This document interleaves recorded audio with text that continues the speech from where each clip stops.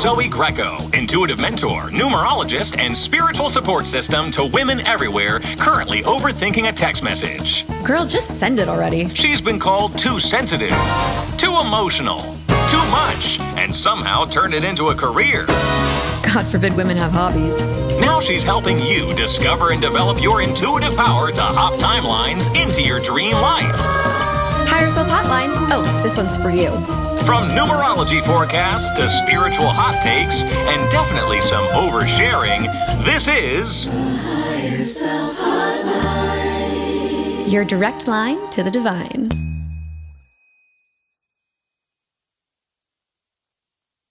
Hello, divine darlings, and welcome back to the Higher Self Hotline. I'm your host, Zoey Greco. Thank you so much for joining me today. But really, you're going to be thanking yourself for joining us today, because today's episode is one that I am telling you, when this guest said that they would be willing to come on the show, I quite literally did a happy dance. I am pretty positive the whole team exploded with joy. We are joined today by none other than Jeffrey Marsh. And if you're not familiar with Jeffrey, I would like to tell you more about them. So, Jeffrey Marsh is an author of 2 critically acclaimed books, a life coach, and a non-binary activist figure online. Jeffrey's international bestseller, How to Be You, was featured by Oprah, and their spiritual teachings on social media currently have, oh my gosh, over 3 billion with a B views. Jeffrey was the first out non-binary person to appear on national television with their viral Newsmax interview in 2016. And Jeffrey's follow-up bestseller, Take Your Own Advice, which I can't wait to talk about, was endorsed by Alyssa Milano and received Apple Books' coveted Best Book of the Month award. Jeffrey, welcome to the Higher Self Hotline. You were talking, I was like, wow, I've been busy. Wow, I'm incredible.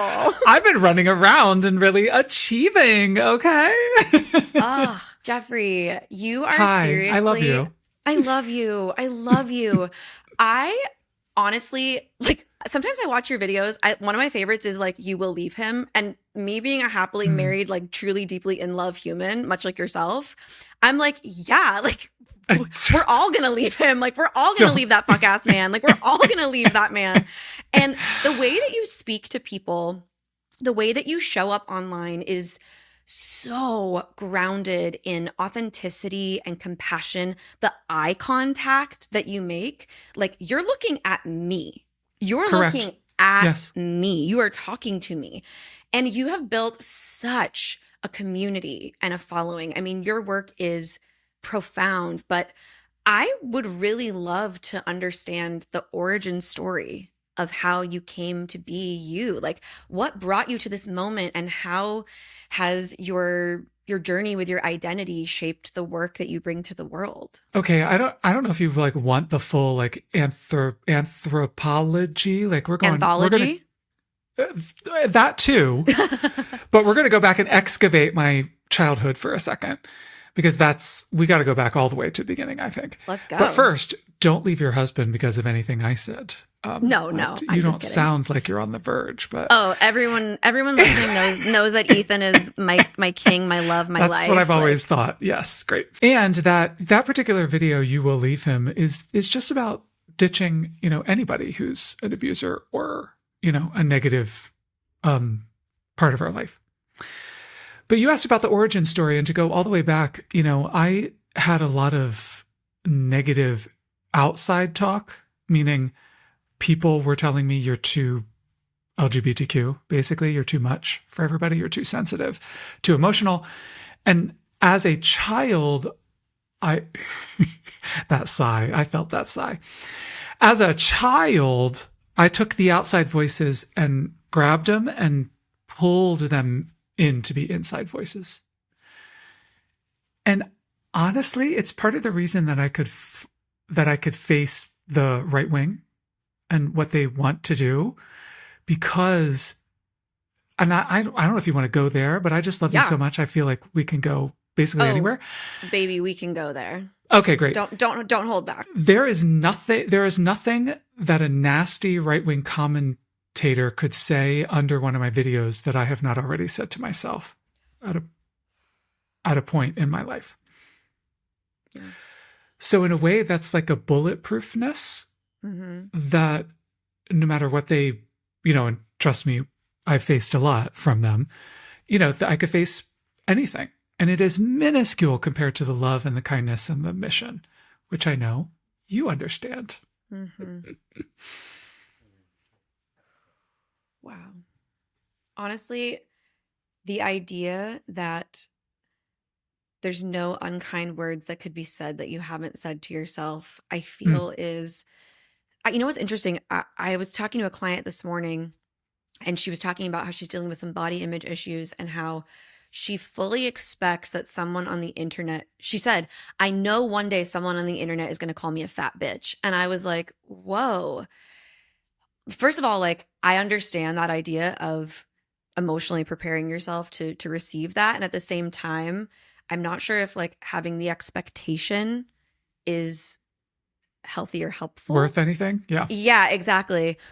But the idea, what you've just shared, this idea that you took these outside messages and made them your inside voice, in a way has profoundly prepared you for the work that you're doing. And yet I'm really curious, where in the journey did it, if ever, did it hold you back? Like, where did you face those edges in becoming you? In middle school, I had a girlfriend. Becky, where are you now, Becky? Becky, we went to come to the we went to front. Godspell Dinner Theater, and I remember making out with her, and she had blueberry pie in her braces. Where are you now, Becky? Becky, do you still eat blueberry pie? Tell no, us. I absolutely can't. It still is a trigger for me.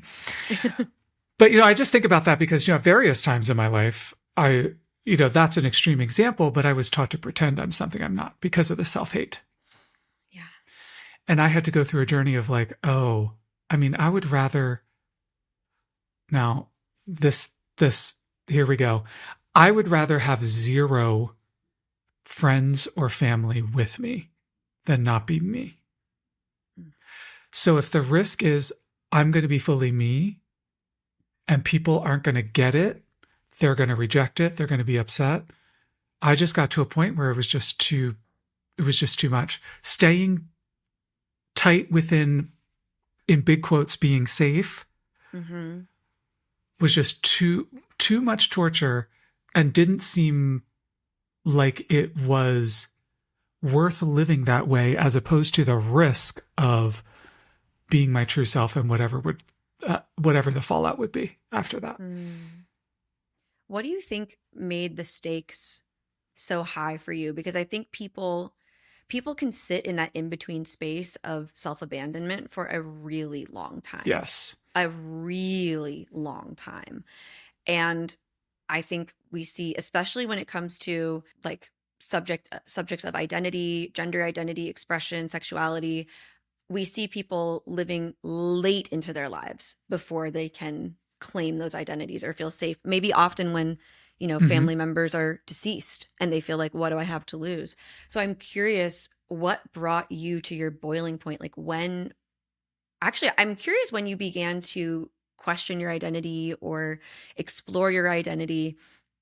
And then what brought you to the point of kind of like the pressurized, I can no longer deny, no matter what it costs me? It was, in a way, sometimes in spiritual terms, we talk, in my books and everything, I talk about the self-hating voice. So that's a thing people probably recognize from a Western context, like a therapy context, of like an inner critic or, just the negative self-talk, that sort of thing. But I trained, I have studied Zen for over 25 years now. And I talk about it in a spiritual sense. And in the spiritual way, that thing within us, that evil force, is a worthy opponent. Because if we need to rise to the occasion of changing our dynamic with that force, we are transformed into a brave individual who always has their own back. Can I tell you a tiny story about it? I want you to never stop talking. Don't Do not stop. say that to Jeffrey. I already did. So part of my training was to live at the Buddhist monastery. And so one of my first days at the Buddhist monastery, it was 3 a.m. and that voice in my head was going full nonstop, full throttle. They hate you here.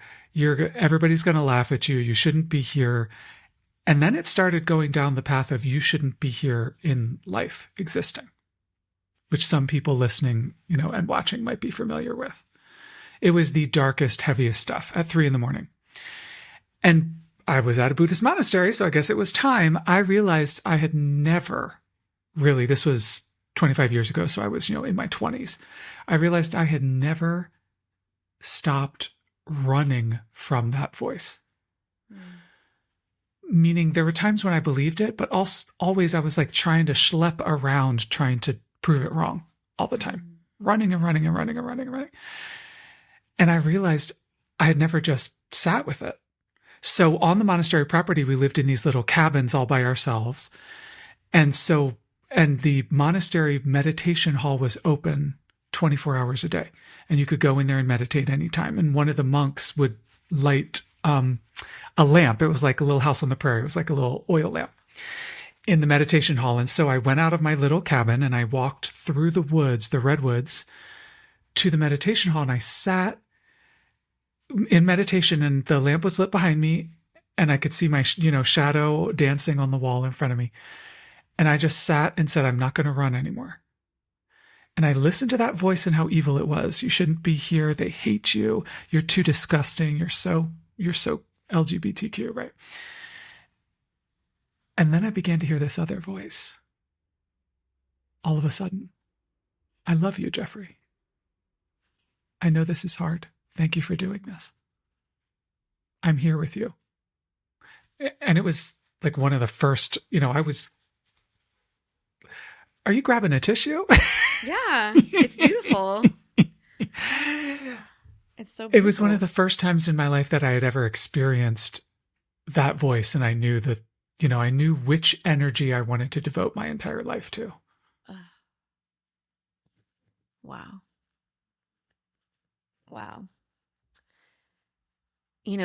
The thing that really strikes me, I mean, there's a million things that strike me about that story.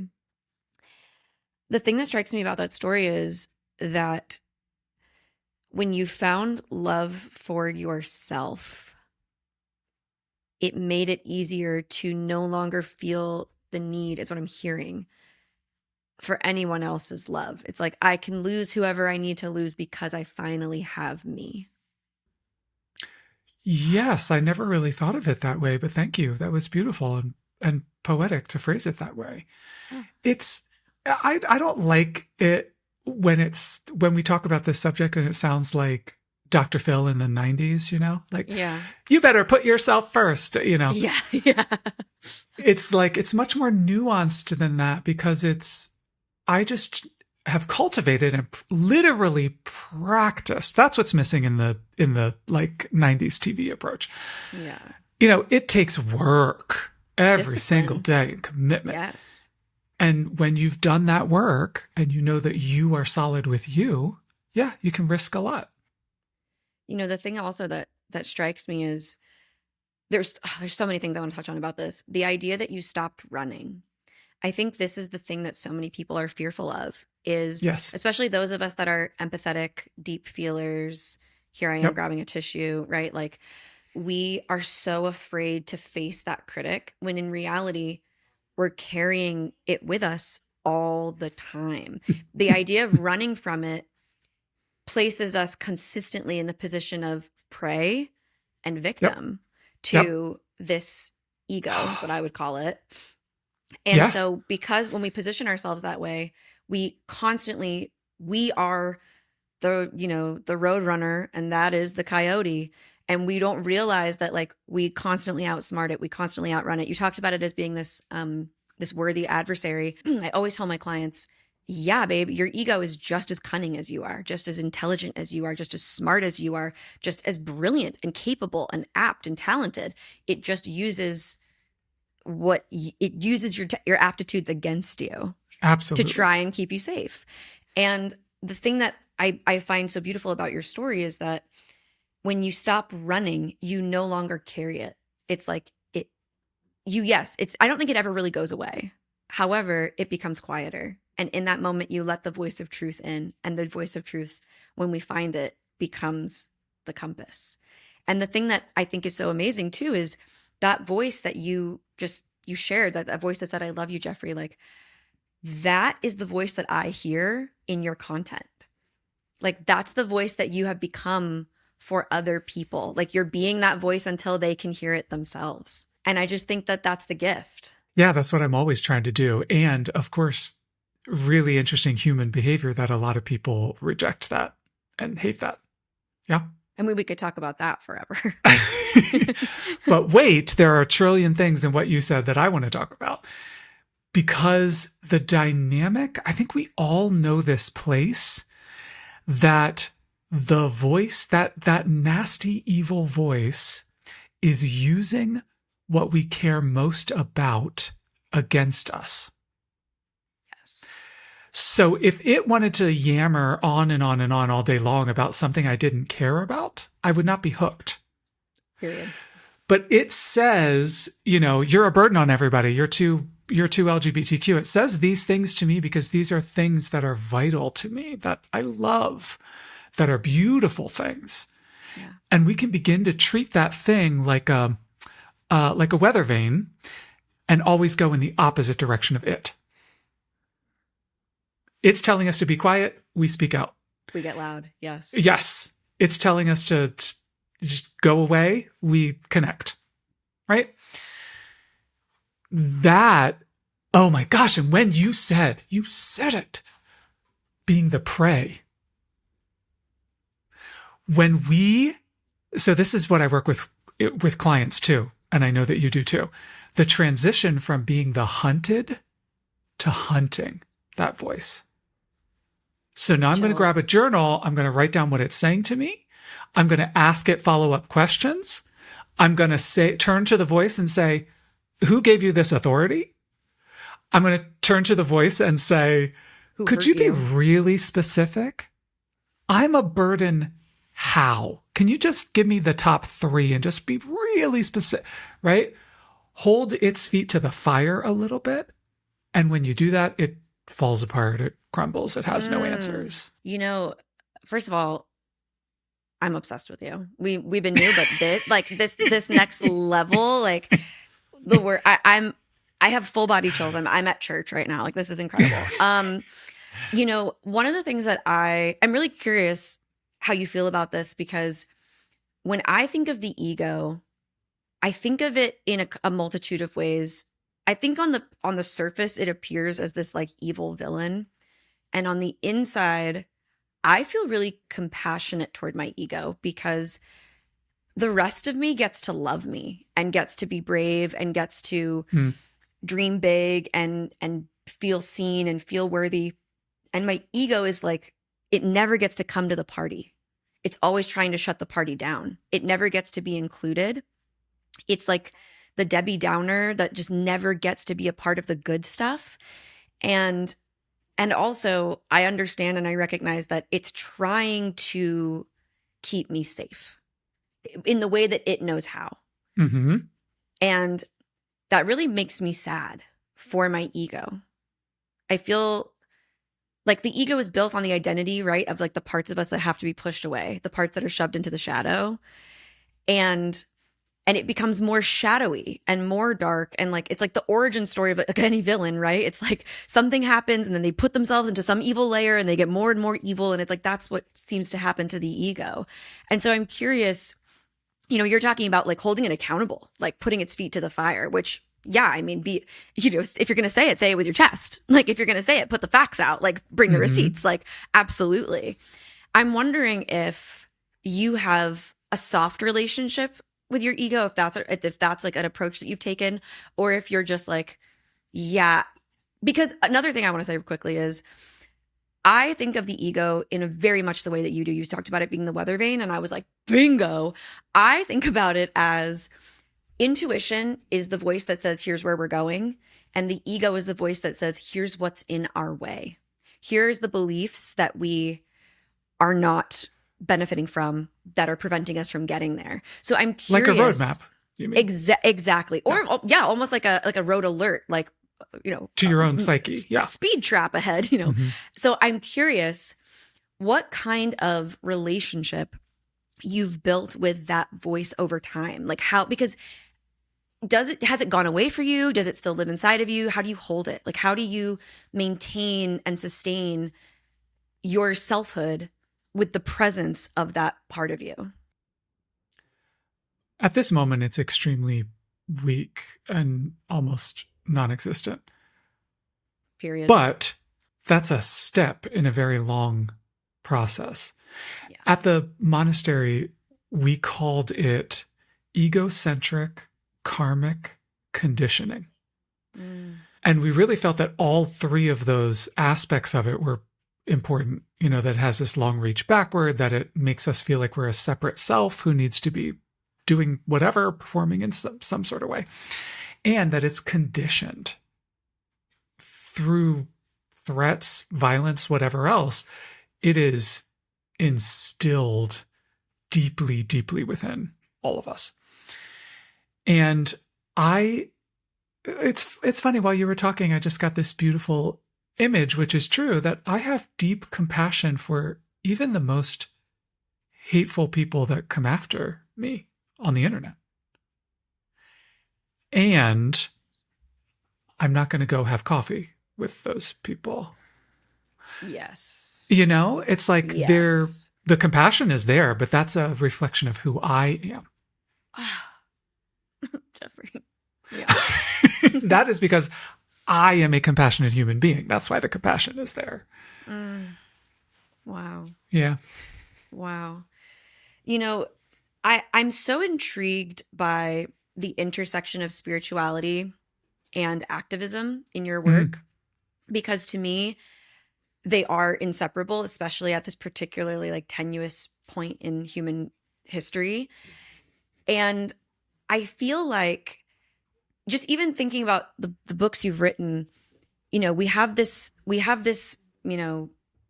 your first book, and then the second book is almost more like a how-to for empaths and caregivers. And I think that your skill set is highly, highly refined. So I want to talk about existing as an activist and an empath simultaneously, because I think that most empathetic people really struggle to face the reality of what's happening in the world. And I feel like you have discovered a level of courage that allows you to show up in an empowered state in your empathy, which by itself is an extraordinarily hard thing. Like, I've lived half of your journey. I've lived the part of your journey that is told I'm too much, told I'm too this, told I'm too that, I'm too emotional. Like that wound I carry. But you have on top of it this very nuanced experience of holding and embracing and embodying a non-binary identity in a world that specifically, like, it's hard to be sensitive, and it's hard to be a woman. It's even harder to be non-binary. And I'm that is a journey all on its own. And the fact that you're able to use your gift of empathy to reach into the hearts of those who need to feel seen and feel accepted, to help them feel strong enough and loved enough and safe enough to start to show up in the world. I'm saying right now with my full chest, 10 toes on the ground, that is, I think, maybe some of the most loving labor that can be done on the earth right now. And it is labor.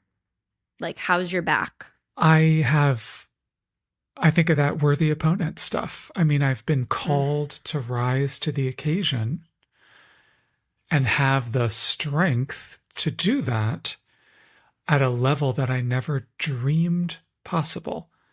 And I say dreamed because I'm living a dream.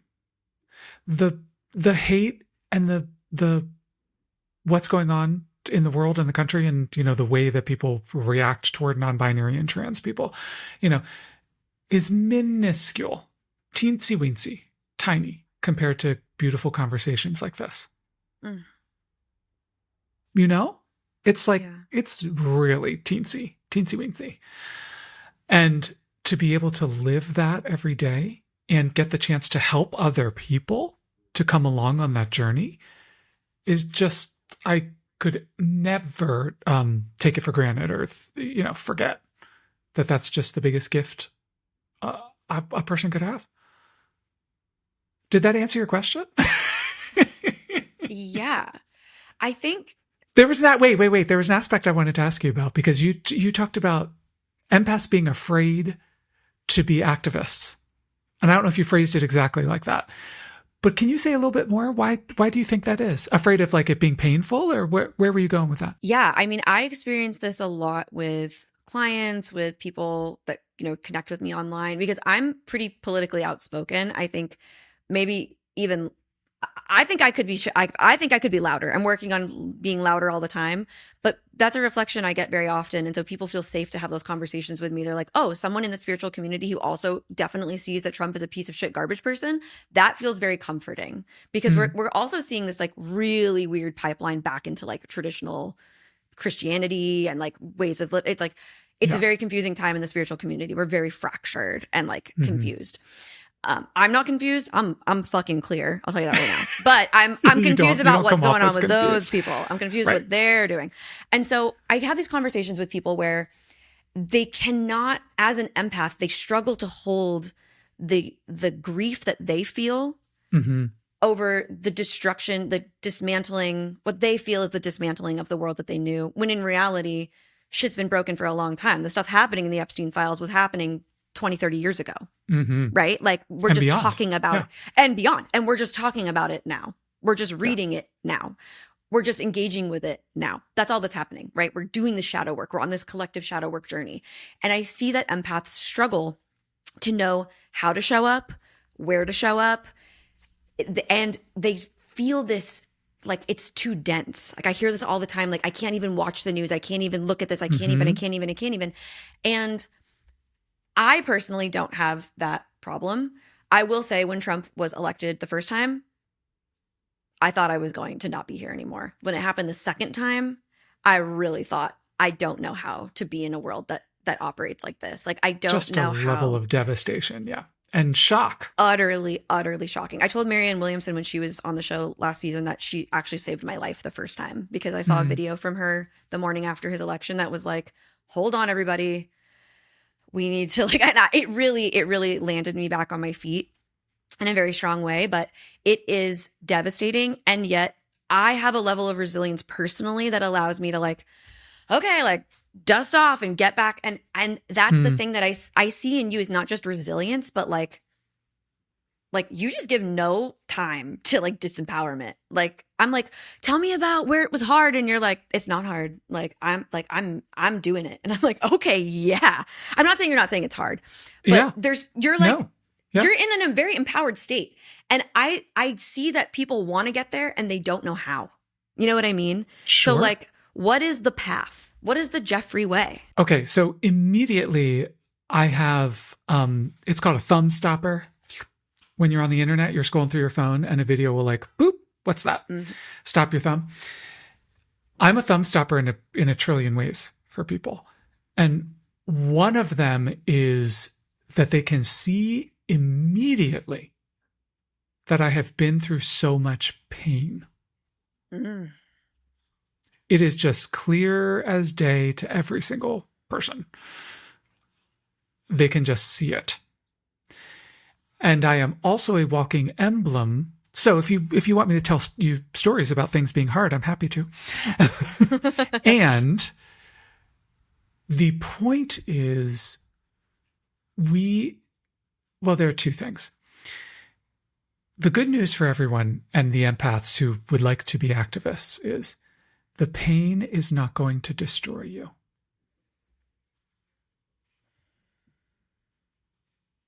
You don't have to live in fear.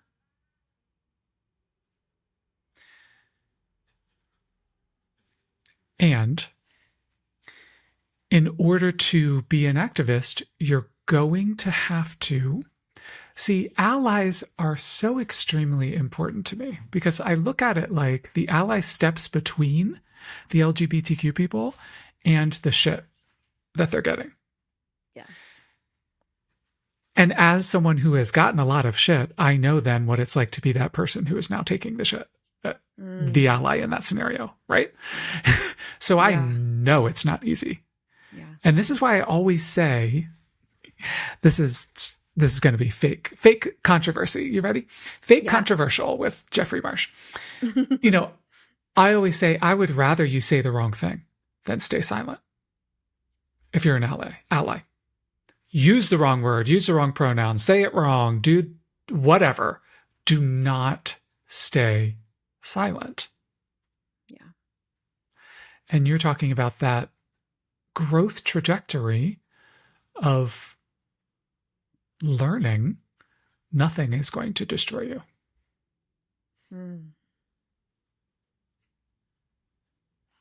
You know, do you know how we know? Sorry, you were going to respond to that. No. You. Okay. Anyone listening right now has survived to this far. Right?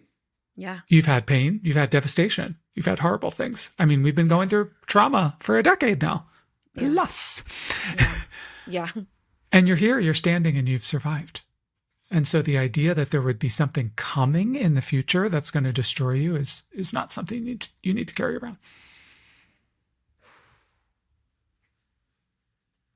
Jeffrey, I love you so much. Like the first of all, talking to you is like being on drugs. Like I feel so grounded. You're starting to see shapes and colors. I'm like, no, I feel like I'm melting into the earth. Like I feel like I've never been so grounded.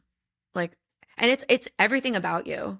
It's the pace at which you speak. It's the timbre of your voice. It's the love, the open-heartedness. Like everything you say is a transmission. It's a transmission. So that's what brings us together, by the way. Or I'm calling you out that it's like projection because you're the same way. You're a walking safe space. I'm very much, you spot it, you got it. I'm very much like, and I always tell my clients when they're like, I love you, I'm like, I'm just a reflection of you. Anything you like about me is just something you like about yourself that you just see in me first. That's it. And it works in the reverse. Sorry. But the haters, please. they're just seeing themselves when they see me. Oh, big time. Yeah. Oh, big time. And the fact that you have the courage to truly be your full self. And also like, Jeffrey, you're popular. Like you're an acclaimed author. You're happily married and deeply in love. Like Oprah liked my book. Hello. Oprah liked your book. You're beautiful. You're smart. You're intelligent. Like you're articulate. You're so many things. Like you're a walking guilty. Threat. Like like you're a threat, you know? And you're a threat to people who cannot face even the smallest ounce of their own authentic expression. Indeed. Let alone the fullness of what you embody. Also, like fashionista, by the way. Like, thank you. Scrolling through your fits, I'm like, no, like seriously, like I love that about you. I am a threat to that ego, and people who are deeply clinging on to that ego get very distressed. Well, I think too about all the people who are trapped in cultural, religious, sociological programming who on some level may be desperate to self-identify and have no space, no room, no air to breathe, no lifeline, no nothing. And when they see you, they come across you, it's probably so confronting that like they have nothing to do but reject it. And it's like, it's not that they're rejecting you, it's that they're rejecting the part of them that can't be you, that they think can't be you. Yeah. And like honestly, as a diva myself and as like an absolute star, like I get it. Like it is hard to be shiny, sparkly, magical. Yes. It's Yes. And I'm curious, like, you know, you talked about being, a bullied child. You've talked about a middle school date with Becky and the blueberry braces, which I feel like should be a children's book, Becky and the blueberry braces. And then we kind of skip to this position of like, well, I was at this monastery. Like, okay. When did you begin to self-identify as spiritually gifted? Oh, that's a wonderful way to phrase it. Probably from an extremely young age. And I'll tell you why. Because it was being used by people around me when I was a kid. Say more. Say more words. Okay. I can tell you the whole journey a little bit later. When I was in high school, my mother went into the seminary to become a pastor, Lutheran pastor. But we would go to church every single week throughout my entire childhood. And I was the little kid who was impressive to the adults spiritually. And they would ask me to like read the Bible verses, to give a little homily, we called them, to give a little speech in church, to volunteer to do this, to be in the church pageant, to do the, I think of it all of as a piece, being a star and being spiritual and all of it, just sort of wrapped together. But that stuff was obvious from BIRTH. Like that was from the jump. I've never heard anyone say that. That's so funny. BIRTH. Yes. Like all the way from the beginning. Straight out the womb. That stuff was obvious. And you guide me.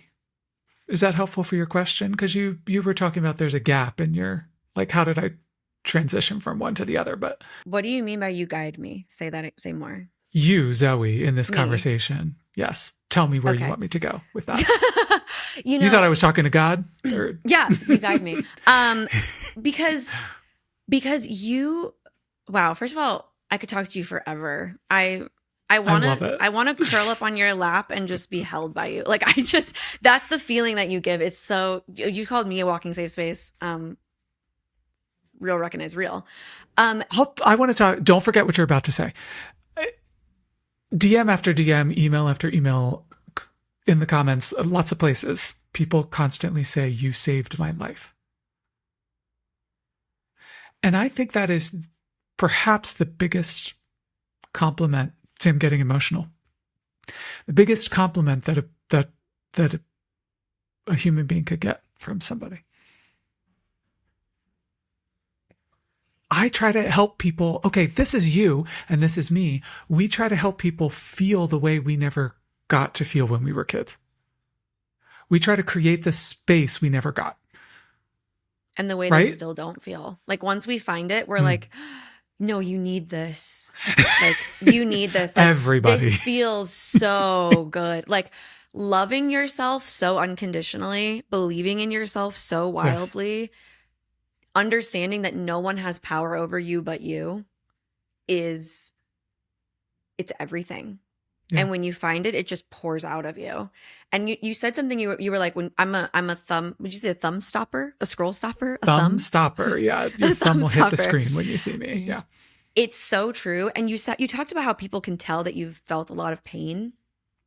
It always looks like you're crying. Like your eyes look full of tears. I am always crying. Yeah. By the way, you don't know this about me because we just fell in love, but my license plate is Crybaby. Like I call myself a certified card-carrying crybaby. I have a segment on my Instagram called My Daily Cry, of telling you why I cried every day. And you're my daily cry today so far.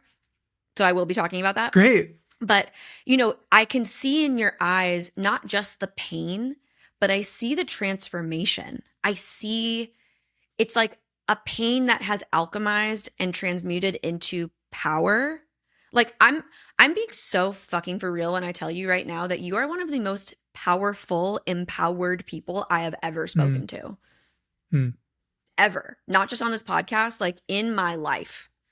In my life.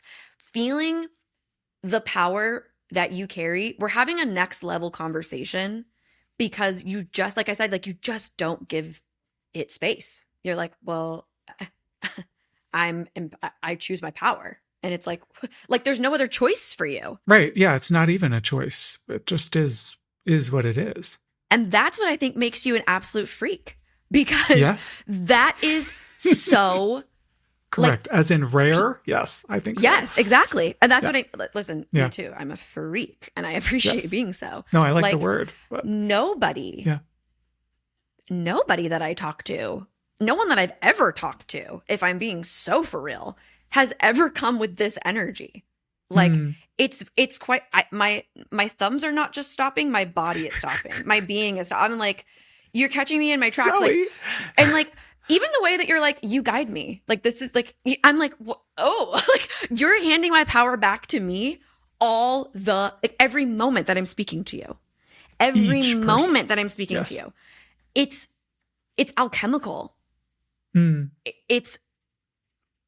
experiencing this in real time and I feel the need to talk about it because I want people to understand the power of being in your presence.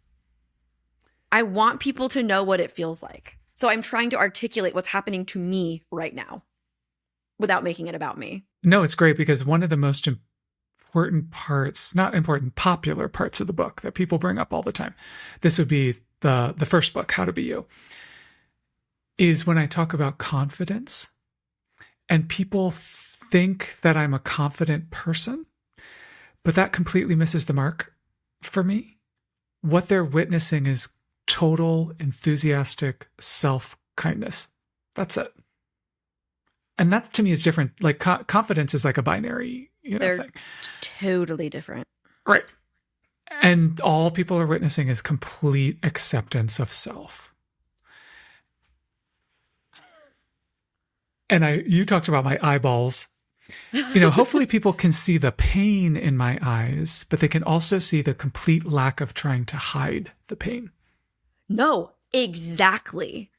Like you're just so alive.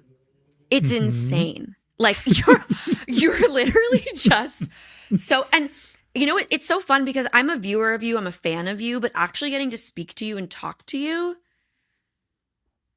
it's like it's truly next level. I'm like, oh no, like this is real. Like everything you say, the way that you show up, it's just so genuine. It's so authentic. It's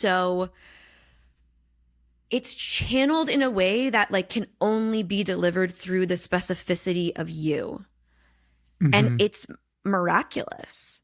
Like it's utterly miraculous. This comes up in coaching too, to talk about, the business aspect of it too. I was literally just going to ask you, like, what is it like to work with you? How do people get to connect? Well, they can, they can sign up for a consultation on my website with me. But the session there's a lesson before the session because people know that they're going to get in a Zoom with me and be fully seen. So they have to face that before they even sign up, Oh, I know. But I'm sure it happens with you too. And it's like, it's interesting to think about. I don't know what to call it, but that they're going to have to do a certain amount of self-coaching to even be able to be in the space and be present to what we talk about. Do you know what I mean? I more than know what you mean. Yeah. I feel it in every word that you say. And I think that's what I'm trying to articulate is that your presence, not just the transmission of your energy, but the way that you are so present with me. Like I literally feel like the world is quiet except for us. There's no noise but you and I. And that is like, I'm transported into something. And it comes so clearly from the bubble of self-love and self-acceptance that you created for yourself and said, come in. My cup runneth over. There's plenty. Yeah. There's room the for spotlight's everybody. big enough for everybody. I'm in love with you. Okay. Jeffrey. I'm going to turn the tables. No. Hold on. There were a couple times when you reacted beautifully, emotionally, rawly to some of the twos I was talking about. TOO. Mm-hmm. So my teacher at the monastery would always say it's the twos that'll get you. Meaning that thing will tell you you're to this, to that. What was like your biggest one that you were taught your whole life? Too sensitive? Too big, too much, too sensitive, too sensitive. So you don't know this about me, Jeffrey, but I'm only 5 feet tall. I'm very tiny. And I'm a singer. I'm a performer. I have a huge voice. I have a huge presence. You can feel my aura coming down the street. Like before I arrive somewhere, people are like, I think Zoey might be in a 10-mile radius. Like, and there's no hiding it. There's no controlling it. And also my power has been consistently transmitted through my emotions. So my anger was big. My sadness was big. Yep. And it just absolutely befuddled, bewildered, and turned people off. Like, you either love me or you hate me. And that's very confusing for a person who just wants to love you. This is why I love you. I mean, because nobody in any of like interviews, social media, anywhere, nobody has a meh reaction to me. Yeah. Nobody looks at me and is like, that's kind of boring. It's impossible. It's like immediate magnetic, like pull right in or repel. Yeah. And okay, so this is the part I wanted to talk to you about. Your 2 is actually your superpower. Correct. And that's the journey that both of you and I have discovered and walked. Yeah. That I was told I'm too queer. And, look at me now. I get paid the big bucks to be queer, baby. Way too queer for everybody, right? Yes. But that's just a metaphor that the thing you were told is most wrong with you is your gift for the world. Absolutely. I was talking about this the other day, actually, that, the depth of emotion is the gift I have to hold a mirror to help other people feel their feelings, which is the pathway to healing. Ooh, say that again. The depth of my emotion is able to hold a mirror to people. I feel something with someone and I go, oh, that's grief. And they're like, what? It's grief? I'm like, that's grief. And they're like, oh, I'm grieving. Like, and they can finally feel their feeling and it sets them free to start healing. Yep. But I that's what the empath does, is we feel what someone maybe doesn't know, hasn't been able to identify, hasn't been able to name, hasn't been able to claim. And we give them the space to feel that safely. Like, I tell my clients all the time, like, have a fucking temper tantrum. It is not going to affect me. I don't give a shit if you have a temper tantrum. Go right ahead. Let yourself feel this to the biggest extent. You want to scream, you want to cry, you want to stomp your feet, you want to be the victim, you want to whatever. Feel it. And then we can address what's happening. But just have your feelings. And if you don't know how to have your feelings, I will help you have your feelings. I will poke you into the feeling. I will coax you into the feeling. I will hold you in, and I will nurture you into the feeling. I will help you feel the feeling. Also, I just have to tell you, Jeffrey, you have absolutely disarmed me. It's like, this is the weirdest episode of my show we've ever done, because you're interviewing me, first of all. Second of all, it is. This makes it so much more fun, doesn't it? No, I'm having a blast. I could do this with you forever. Yeah. Which, by the way, if I may, I would like to speak to your numerology for a second. Are you familiar with your numerology? No. You want to tell me? I'd like to, because I think it's kind of important. What do I need to know? What do you need to know? I was born 7/7/77. I know you were. I got your birth information so I could prepare for this. So with numerology, we pull information from your name, which I didn't have your name on your birth certificate. I didn't ask for it because I didn't feel I'm so excited. It is the same name, Jeffrey Marsh, on the birth certificate. Look into it, which I regret, but we come back for part 2. I would love. But I did look at your birth date, and there's 3 numbers that we can calculate from your date of birth, which, by the way, you are 7777, like hello. And so that means that you are for people playing along. That's July 7th, 1977. 77, yes. Yeah. So you are a birthday number 7. 7 is the number of the mystic, and your birthday number tells us the gift that you carry into this world, your intuition. But 7 is also known as the skeptical seeker. And so you're here on a research mission. You are here to fully understand. Like, you don't ever stop asking questions. And the thing that's cool about you is that you're so embodied that you are actually out of the shadow aspect of 7 and fully embodied in the light aspect, which is exploration, curiosity. Curiosity. It's like, where are the edges of reality and how can I find them? And if I just keep going, there's just all this space. Like, the universe is vast. And it is one of, if not the most intuitive numbers in numerology. You are an attitude number 5, which your attitude number is how you approach things. It's like I always say, how you approach one thing is how you approach everything. 5 is the number of change. Wait a minute. My teacher at the monastery would say, how you do anything is how you do everything. Everything. And it's true. Mm-hmm. And you approach life with spontaneity, with, again, it's a number of curiosity. It's the number of change and freedom. So for you, you approach all things through the lens of how free can I be and how free can we all be? Because you are not just a mystic, birthday number 7, you know, this adventurer, the attitude 5, you are a master number, life path 11. And 11, as soon as I found this out about you, I shed a tear, because 11 is the leader. It carves a new path that has never been traveled before. So it's got the double energy of the ones. One is like the independent, the leader. It's like very Aries. I'm an Aries, so I'm in a generator. So I'm like, move. But it's the double energy, the higher aspect, the master number version of this energy, which is I am a leader that stands beside you, not in front of you.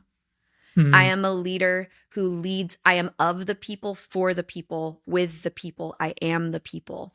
It carries the energy of 2 as well, because if we were to reduce it, which you don't reduce master numbers, but if we were, it carries the undertones of 2, which is the diplomat, the peacemaker, the collaborator, the person who can do anything but does not need the spotlight. You don't need the spotlight. You just get it. You don't seek it. It's just on you. Because you are the master, because you're the master number version of it. But you carry this humility, which is like, and it's not, I don't know if that's the right word, but it feels like it, because you can be self-loving, self-accepting, and the binary term confident without feeling, I can't explain it. It's like, I don't need to be the star of the show. I'm just happy to be in it. And it just so happens I was cast as the lead. And it's like, and so you will play the part you are given. And it is the visionary, the leader. It's the person who builds a new world and guides us hand in hand. You don't sit on a throne even though people want to put you on one. You don't claim a pedestal even though people want to put you on one. You just claim to be, and that we can all be. And when I saw this combination in your chart, I was like, no, this is, I'm curious, how does that resonate for you as that's reflected to you? Oh, you read me for filth. You got it. All true. 100%. Yes, all true. It's just so evident. It's so clear as day. And your power is your love, Jeffrey. Like, indeed. And that is so much more powerful than hate, as we've touched on. So Jeffrey, like, you have these 2 incredible books. Where are you going? What's on your horizon? What's on your dream? Like you said, you're living your dream. Like, what else are you dreaming of? Indeed. I'm dreaming of television, I think. I would want to run to like a transformation show, you know, helping people to love themselves. I only do 2 things, Zoey. Listen, I help people hate themselves less. Number 1. And I forward LGBTQ acceptance. I just do those 2 things all day long. So I just want to do that in more bigger scale. How does that sound? And so it is. When you said television, I was like, yeah. Like, where's your contract? Netflix, hello. Have you met Jeffrey? Hello? Anybody out there? Yeah, absolutely. Yeah. And so it is. Where are you going? Funny you should ask. I recently had someone ask me for my autograph, and I'm not even famous yet. I mean, I'm kind of famous, but she literally said to me, I know this is going to be worth something. Please, like, she worked at Chipotle and she handed me a flat bag and she was like, here's a pen. I need your autograph. And I was like, okay, slay. So I'm currently in the stage of my journey where my magnetism is growing. I'm in my creative bag right now. I'm like showing the world what I'm capable of creatively, which I've only ever been spiritual. I've only ever been a psychic. I've only ever been one dimensional. And now I'm like, actually, I'm everything. and I'm all of it. So that's the stage that I'm in currently. I also see myself eventually in television, but I don't really trust, not that I don't trust. It's like, I just love to be in charge. And like, I'm making the Zoey show. The Zoey show, the Higher Self Hotline is the Zoey show. You know what I mean? Even when I'm interviewing other people, apparently they want to interview me. So it's like, I'm just honing my magnetism. And outside of that, my deepest desire is for people to see that being big and being too much and being the main character is the point. And so I'm just working on being an example of those things and holding people in their process. My joy is holding people's hand as they move through the chrysalis, where they're like, I'm melting into goo. And I'm like, I know. You actually need to. Just go with it. You gotta melt into the goo, honey. That's where the imaginal cells are. And then they start to rebuild from those cells, and they start to become the butterfly. And they're like, I have wings. And I'm like, yeah, honey, you got wings. Let's practice. I love being people's training wheels. I love being the safe space where they practice loving themselves so they can then go out into the world and love themselves in front of the people that have made that harder for them.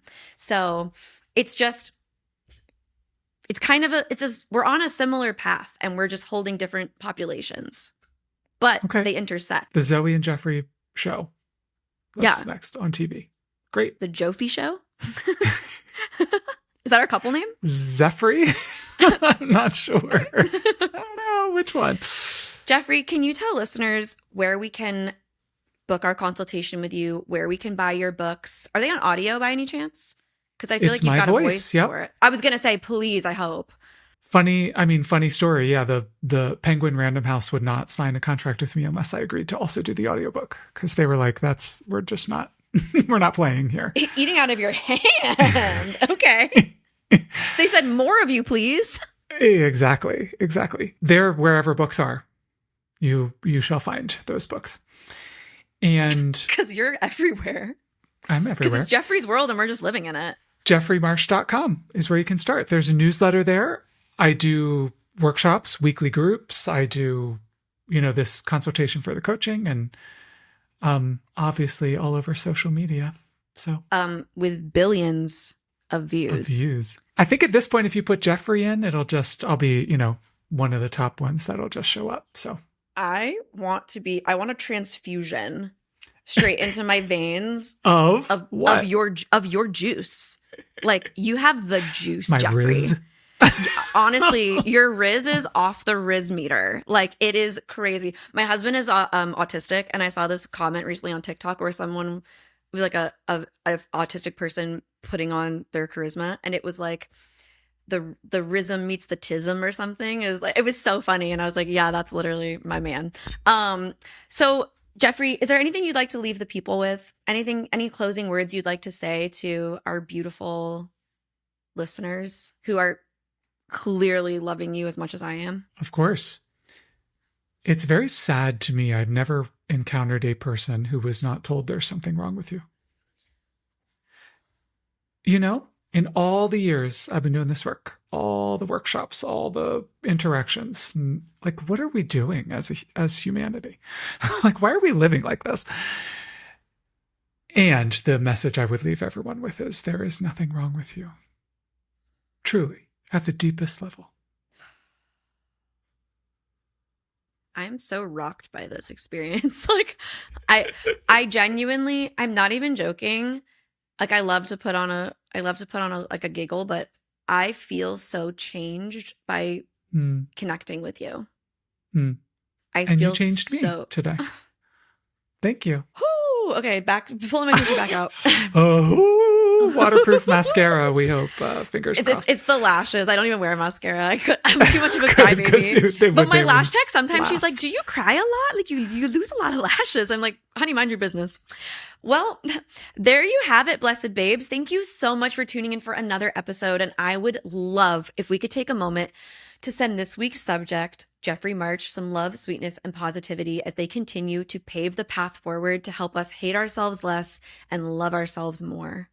And of course, you know where to find me on all socials at the Zoey Greco, because I'm not just Zoey Greco, I'm the Zoey Greco. And of course, I want to conclude by reminding you that you are important. You matter and you are perfect exactly as you are. I love you. Your spirit guides love you. Jeffrey Marsh loves you, and the universe loves you. So until next time, keep answering the call of your higher self. Bye, friends.